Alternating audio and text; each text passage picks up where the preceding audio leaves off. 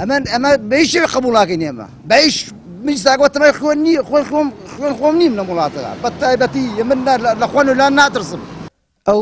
یەکێکە لە ڕزگاربوانی قەڵای نوگرە سەلمان کە 9 کەس لە کەسوکارەکەی ئەنفال کراون. هاوکات یەکێکە لەو کەسانی کە هێشتا شوێن برینی لێدانی عەجاجی جەلات بەجەستەیەوە ماوە.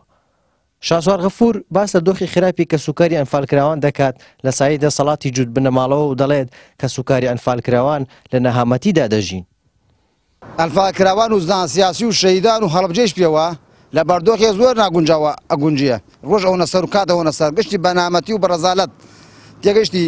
ئەم وەزانەوارە کردووە خەڵک بە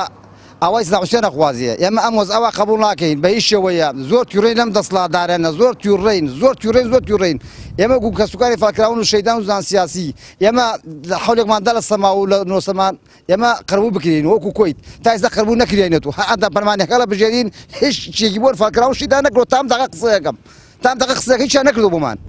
تێگەشتی ئەوە تا زان سیاسی ڕۆژانە خۆدای بینن لە بۆ خوێن و پاڵپایان بۆ 200,000 یان 400,000 گیان دەسەدا. کەسوکاری ئەنفالکراوان وێڕای خەمی لە دەستدانی ئازیزانیان ئێستا دەبێت خەمێکی دیکەش لە خراپی گوزەرانیان بخۆن. ئەمەش بەهۆی و دۆخەوەیە کە حکوومەتەکانی پارتی و یەکێتی بۆ تێکڕای خەڵکی ئەم هەرێمەیان دروست کردووە. والله لە ئێستا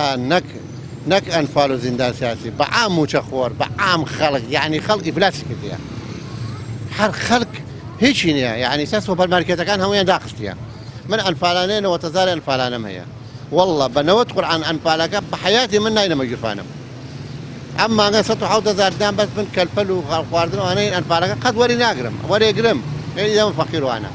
وەزع خەڵ زۆر خۆڕا هەفەرموو ئێستا حکومەت عێراقی ئەڵێ کاکەگیان نەوت بخەلایە هەمووی بخەلایە 120 ملیار یەک مانگەژن 120 ملیارەکە حاضرێت کاکە تەسبیلیکە ئێبرابیدە والله وەزع خەڵک ئەوەنە قۆڕە وەڵی وەزعی ئەمەنە ژیان خراپە یعنی معانات خەڵای منە من نەزانم چییە والله خەڵکە تێدە لامەجە کاک ڕەشی دینارێکم نییە کەمتر لە 7,000 وارسی ئەنفال لە هەموو کوردستانەیە و وارسی ئەنفالکراوان تاکە موچەخۆرین ڕۆژانە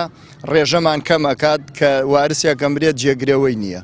و شەیدەکان ئێمە حەساب شەیدی بۆ نەکراوە 3 کەسی پلەیەکت شەید بێت 450,000 پێدرێ سەروی 3 کەسی تر ئەگەر 100 کەسی جینۆساید کرا بێت و 900,000 تاقانەی جینۆسایدمانەیە